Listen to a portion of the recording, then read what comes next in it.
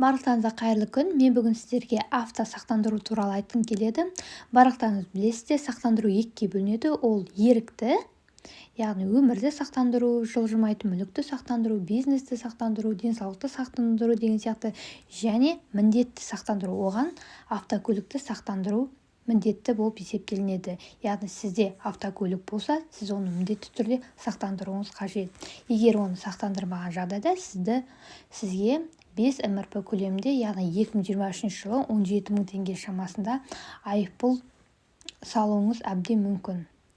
Енді менің практикамда өте жиі кездесетін жағдай, ол адамдар өзінің автокөлігін сақтандырған кезде қай страхование компаниядан немесе қай кезде сақтандырған ұмытып қалады. Сондықтан бұл мәселені шешу үшін қазір мен сіздерге бір лайфхак көрсеткім келеді.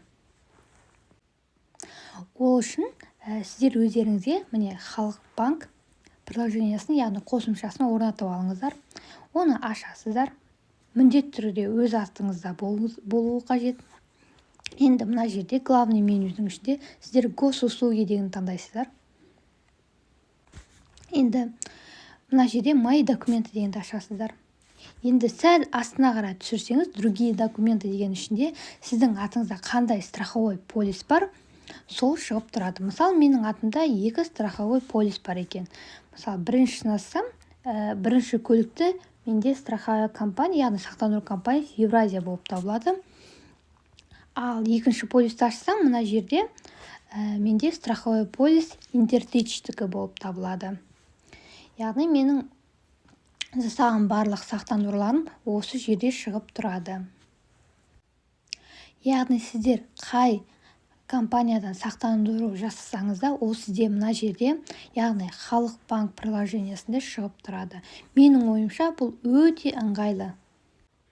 Осылайша сіз өзіңіздің автокөлігіңіздің сақтандыру уақытын қашан аяқталатынын біліп отырасыз, және қай компанияда сақтандырылғанын да біліп отырасыз. Сонымен қоса, мен өз оқырмандарыма тағы да бір пайдалы кеңес айтқым келеді. Барлығымыз білеміз, сақтандырудың бағасы жыл сайын өсіп отырады. Мысалы, биыл 2023 жылы Алматы қаласы бойынша бір көлікті сақтандыру ең төменгі класс үшін шамамен 40 мың теңгені құраса, келесі жылы ол 45 мың немесе 50 мың теңге болуы әбден мүмкін. Себебі МРП өседі, айлық өседі, сондықтан да страхованияның да бағасы өсіп кетеді.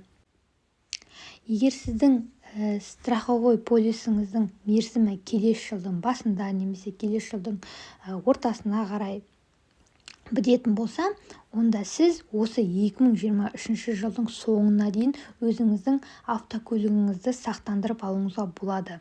Бірақ басталу уақытын 2024 жылы қажетті датаға қоюыңыз қажет.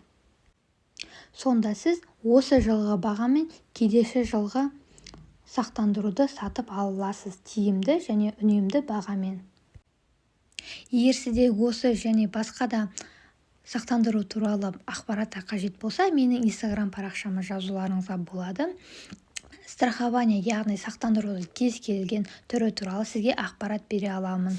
Оның ішіне жаңағы туристік сақтандыру, өмірді сақтандыру, автосақтандыру, жұмысшыларды сақтандыру және сақтандырудың барлық түрлері бойынша сұрақтарыңыз болса, Instagram парақшама жазуларыңызға болады. Назарларыңызға рахмет.